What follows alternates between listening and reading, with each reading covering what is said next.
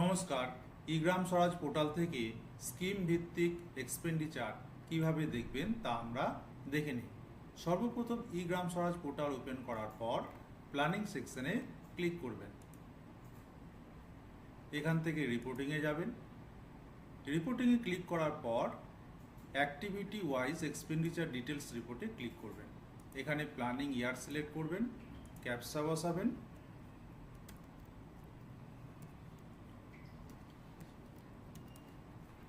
Gate report.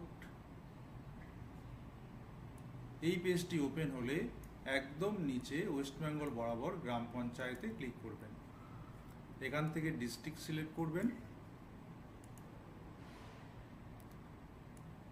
District select হয়ে গেলে